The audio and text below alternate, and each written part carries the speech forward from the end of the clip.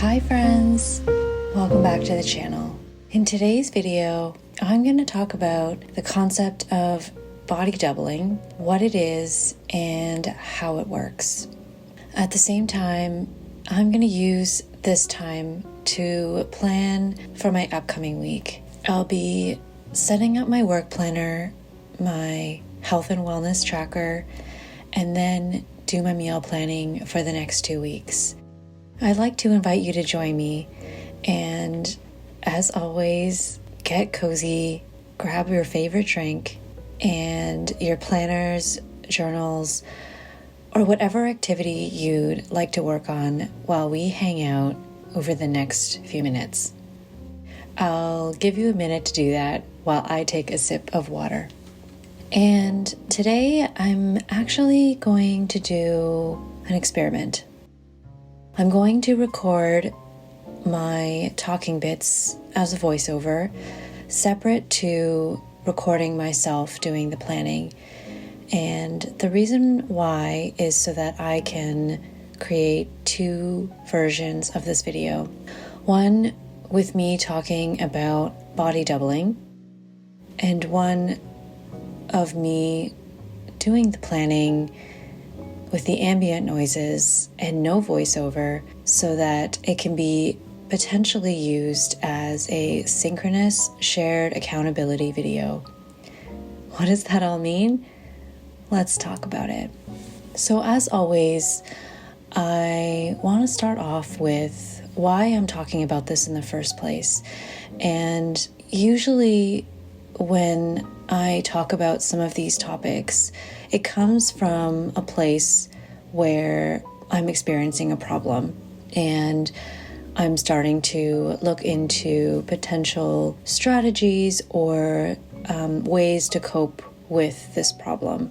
So having said that, I want to acknowledge that not everyone has a problem of focusing and staying motivated to do certain tasks in the way that I do. As someone with ADHD, I've been pretty open that I do struggle to stay focused on tasks, especially ones that require deep focus. Ever since I've transitioned over to working and doing school completely remotely at home, a lot of my symptoms that might have been managed when I was working in an office Monday to Friday have gotten a lot worse. And that has led me to looking into different ways to cope with my changing environment. So a few years ago, I came across the term body doubling as a strategy that can help people stay on track when they're studying or doing work. And the concept immediately resonated with me, but I never really looked into it. I kind of just accepted it as something that made sense, and I didn't really reflect too much on how it made sense. I did a few experiments over the years, like inviting a friend to come over so we could keep each other company while doing work. So that has led me to being curious about what exactly is body doubling and how can I make body doubling work for me when I need to focus. In case you are unfamiliar with the term body doubling, I've seen it described as a productivity strategy that works by having someone quietly sit with you while you're at work. And the idea is that having this person near you or having their presence nearby can help cultivate a sense of accountability and motivation for completing your task. When I first heard about it, my mind immediately went to when I was a student living on campus, and I would really struggle to study or work on my assignments when I was alone in my room or in my home. But as soon as I would go to the library and bring all of my books to study there, I still didn't like it. It was still really challenging for me, but it was a lot easier to stay disciplined when I put myself in that environment. As much as I loved working from home and sometimes found that certain tasks like report writing were easier to complete when I didn't have someone constantly coming by my desk. For the most part, I found that when I would go into the office, I was a lot more productive. So I actually do miss going into an office, if I'm being completely honest. So a few videos ago, I talked about how I was interested in researching this topic of body doubling a bit more, and this video is my follow-up to that. Let's start with what body doubling is. As far as I could tell, the term body doubling was initially introduced by Linda Anderson, who is a coach that specializes in working with adults with ADHD. And Linda described this strategy as using the presence of others to accomplish tasks. While working with one of her clients, Linda observed that they seemed to be more productive when completing these tasks in the presence of others, just being there. I think in her example, it was an executive who had previously had an assistant that was able to keep them on track. And when it came to no longer being in that executive role, finding that they were struggling to get anything done. So in that particular instance, I think Linda encouraged this client to hire people to act as a body double and be in this person's presence while they were getting work done. And before adding an official label to it, Linda connected the dots in this strategy with other clients that she was seeing who had similar issues with staying on task. In terms of how body doubling works, Linda offered a few potential explanations for how she thinks it works. The first is that it creates a supportive environment that adds motivation. When I think back to being in an office and being surrounded by my coworkers who were all there to get work done, the fact that we were all working towards shared goals at the office and being around others who were staying motivated and staying on task made me feel more motivated to also show up and bring my best to work. And Linda also suggests that the distracted person could also feel responsible for this body double, which I find really interesting. So the way I interpret that is if you see that everyone around you is focused and getting work done, then maybe you feel responsible to add to that as opposed to disrupting everybody at work and trying to get them to not do work. Another possible explanation is that it provides a model of calm focus. When I think about being a student and going to the library, I started doing this because I felt I was really struggling to stay focused and study. Growing up when I was at home, if I was studying, my parents would be very supportive, and even though it was difficult and I truthfully didn't really do a lot of studying at the time, it was a little bit easier to stay focused in that way. But when I moved out of my home to go to school, I didn't have that built-in accountability at home anymore. And so going to the library and sitting in the same space as other students who were studying calmly gave me a model to mirror in myself. And I did find that even though studying was still really boring for me at the time, I did feel like I was able to be more effective and calm and focused when I was in an environment that was designed to encourage that. And then finally, it adds positive energy to the work environment. So Linda describes this as energy either being in or out of balance in the human body and the surrounding environment. And just like an acupuncturist who may work to move that energy and recreate balance and health in their clients' bodies, a body double might act in a similar way where it balances out and promotes a calm environment around the person. So essentially, the presence of this body double restores focus and cycles positive energy around the person. So how does it work then? How does body doubling work? And is it effective? Despite relating to this concept immediately and being able to come up with a number of examples in my mind of how I felt that this body doubling concept was reflected in my life, I was surprised that it was difficult to find much academic research on it.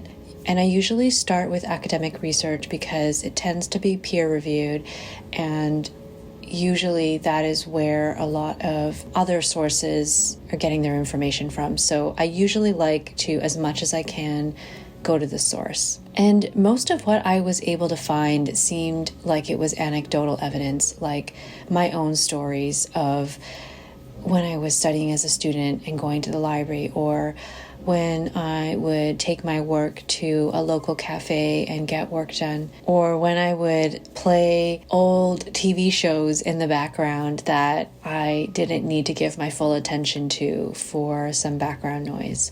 So honestly, I was really surprised that there wasn't a lot of research on this strategy. But I'm going to talk to you about 2 peer-reviewed studies that did pique my interest and I think offer a little more insight into this whole concept of body doubling and how it works for other people, because everyone's experience is unique, and what works for me as someone with ADHD isn't necessarily going to work for everyone else who identifies as neurodivergent. So the first study that I'm going to talk about was a crowdsourcing study on the definition of body doubling. So these authors recognized as well that there isn't a lot of research on this topic, but if you look at TikTok or Instagram, there are so many posts about body doubling, and I'm really glad that they did this research, and I was really interested in understanding what their conclusions were from asking other individuals how they defined or what body doubling meant to them. And they also found actually that many were unfamiliar with the term, and that despite being unfamiliar with the label of body doubling, that when they thought about it, it turns out that many had already been adopting this type of strategy in their lives already. So some of the ways that they were adopting this strategy were having someone in the room or on a call or chat, and that their presence, whether it was virtual or in person, helped them be more productive. Another piece to that is the other person could be working on a similar task, but they could also be working on a completely separate task, and that their presence, regardless of what they are working on, serves as a form of accountability to help you stay focused. So when I think back to when I used to work in an office, I remember that there were times that I would often pair with my coworkers on certain tasks, especially as a researcher. There were certain aspects of a study where I would make use of pairing and work through certain parts of the study design that I could benefit from having my peers' input. And then at other times, we would have quiet working sessions where we would all come together in a common area with our laptops, and we would sit and do work that may or may not be related to each other. And the great thing about that was every so often, if one of us had a question or something that we were stuck in, we would have other people around us to ask questions. So those were some of the ways that really kept me focused, accountable, and also it just made work a lot more enjoyable. And in school, I often found going to a library or a cafe where I knew I'd be surrounded by other students was so much more effective than me trying to focus at home. And I always thought that this had to do with being more distracted at home, because when I'm at home, I can find ways to procrastinate, like suddenly having the motivation to do the dishes. Whereas at a cafe, all I can really do is study And I'm sure that has to do with it as well. Your environment, I think, is so important. But there is definitely something to be said for being surrounded by other people who are also being productive. Back in 2020, when the company I was at abruptly switched everything to being fully remote, I found a lot of comfort in meeting with colleagues over virtual hangouts. And this was before I really experienced screen fatigue. So I can understand that meeting someone virtually for a full hours would be exhausting. I was really craving that connection with my colleagues because that was so ingrained in our culture back when we were in an office. One day we were working on a Hack Days project, and we all joined the same meeting for pretty much the whole working day.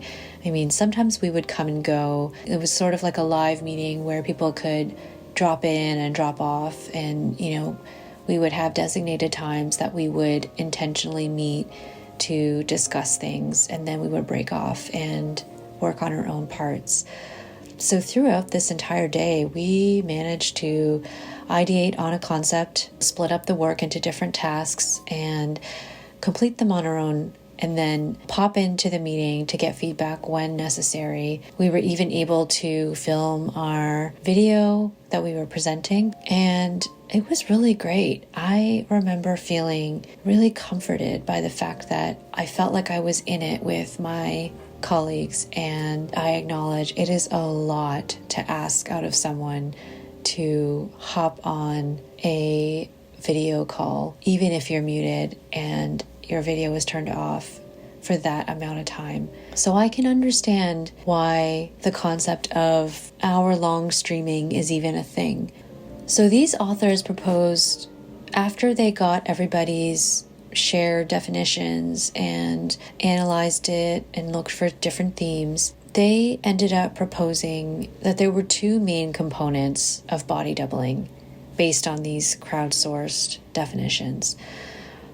The first is space and time, where on the one end it is no time and no place, and the opposite end is same time and same place. So no time, no place would be like not live, essentially. The second component is what they're calling mutuality, or level of awareness of the intended outcome, where one end represents having an awareness of this person's role. So the person who is acting as the body double is aware that they are doing that. And the opposite is if the person is sharing a space and their body double is unaware of the role that they are playing. So if I'm going to a library and I'm using other students in the library as my body double, they may not be aware that that is what I'm using them for. I hope the authors don't mind if I relabel these two components a little bit. I am doing it to simplify things, but I hope I'm not oversimplifying it. So apologies in advance, but I think it's going to make it a little bit easier for me to talk about if I refer to the first one, the space and time, as synchronous versus asynchronous. So to me, synchronous is when everybody is all together at the same time, whether that's in person or whether that is virtually. And asynchronous is when things are happening asynchronously. So that could be like pre-recorded and probably virtual, where people are not all in the same place and they're not meeting in real time. And then the other component I'm going to call shared accountability versus individual accountability. So there's a mutual shared accountability on one end, and then on the other end, the person is maybe using others as body doubles, but they're really accounting for themselves because the body double isn't aware that they are playing that role. And the authors describe this as two different axes. I'll try to add a photo on the screen so you can see what I'm talking about. And these components are flexible enough to include a variety of different scenarios. And this is what I found helpful for trying to come up with different ideas as to how I can make use of this body doubling strategy.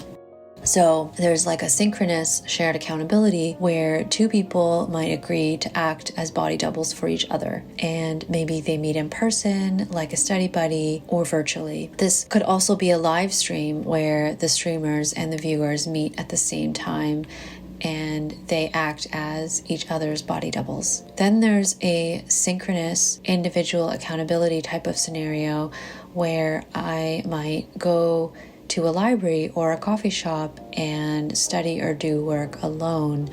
And in this case, other people in the library or other customers in a coffee shop aren't aware that I'm using them as my body double. The third type of scenario is asynchronous shared accountability. So this could be like someone pre-recording themselves being productive and then sharing it with others who might use it as a passive form of body doubling, where they might play it in the background to help them be more productive. And this is where my experiment comes in, where I would like to share a pre-recorded video of me being productive to see if that might be something that you would enjoy playing in the background. And then the final one is asynchronous individual accountability. I interpret this kind of as when I'm at home on my own and I'm playing background TV shows that are not live because they give me a sense of ambient companionship. That's kind of my interpretation of it, and I like this way of defining it because it gives me an opportunity to think about different ways that I can adapt this strategy for what I'm needing at the time.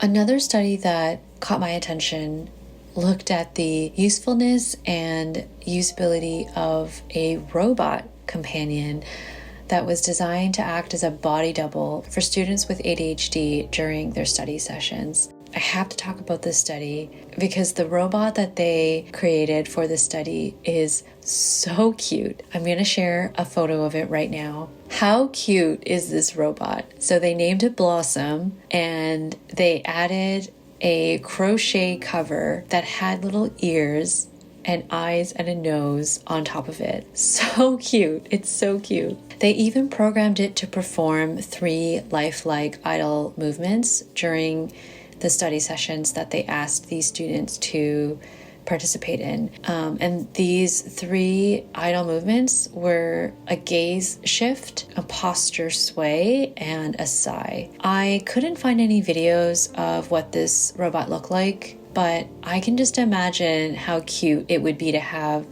this little robot on your desk. I don't think it talked. I think it was more like a little cute blob. And although the number of students who actually participated in this study was relatively small, I think it was maybe 11 students, so this is more of a qualitative study than a quantitative one. I thought the robot they used, I just think the robot they used was so cute. And most of the students actually opted to continue using the robot even after the study had concluded. So despite the fact that the robot itself needed some refinement in terms of being a little bit loud and not very portable, so you would have to stay in your environment at home to use something like this, the fact that students chose to continue using it may suggest that it was effective as acting as a body double. I hope they continue to do more research like this in the future, because something that the authors pointed out that stood out to me is that one of the things that makes it difficult to use a body double if you're looking for a live body double is that isn't always going to be helpful if you're someone who studies in the middle of the night. So if I want to get my studying done between working hours, that's fine. But for some people who consider themselves night owls, it would be nice to have more body double options if you are trying to study in the middle of the night. I guess that's why some of that asynchronous individual accountability type of stuff comes in, because if it's pre-recorded, you can play it at any time. So I'd be curious to know what you think about body doubling. Whether you're someone who identifies as neurodivergent or not, is this strategy something that you find helpful? Is this something that you've already been doing even without calling it body doubling? And are there certain tasks that you find more helpful than others when it comes to using something like body doubling. According to social facilitation theory, being in the presence of others can contribute to improved performance, especially for easy or less complex tasks. So according to this, maybe completing repetitive tasks that are not complex but time-consuming. I know for me, it can be challenging for me to stay on task when I'm doing really repetitive, boring tasks. As a researcher, this could be things like formatting a report. Usually when I'm finishing a report, I go through the whole thing and I'm double checking that font sizes are all the same or everything is aligned properly. Those are the kinds of things that I can do in the presence of others because it does take a really long time, but I don't need to be deeply focused on it. At the same time, according to this theory, being in the presence of others could also hinder new or difficult tasks like analyzing data or writing a report. So I don't know. I haven't always found this to be the case for me because sometimes I find completing data analysis is easier when I'm pairing with another researcher or a team member. I really like getting those fresh eye perspectives, and sometimes I even really like splitting it up and having that person nearby to bounce ideas off of. So I don't know if I'm veering a little too far away from this social facilitation theory, but then there are other times when I'm actually writing a report and I do need to be completely on my own because my writing process is not the most linear and I'm always going back and forth and I get distracted really easily. So sometimes the best way to minimize distraction is to isolate myself. So what do you think? Do you find task complexity plays a role in how effective body doubling is? Really love to hear your thoughts. And I'd also be curious to know what other ways you like to adapt body doubling strategies. Well, that's all that I had for you today. Let me know in the comments if you have any questions or feedback or experiences to share. I would love to learn more about what you think about this strategy and how you may have used it. I'm always looking for new ideas on ways that I can be more productive and not to the point where I'm trying to promote hustle culture by any means, but more so just being able to complete regular tasks when I have a tendency to struggle and get bored really easily. All right, well, if you're still here, thank you so much for sticking around and spending this time with me today. I hope you're doing well, and I will see you soon in the next video.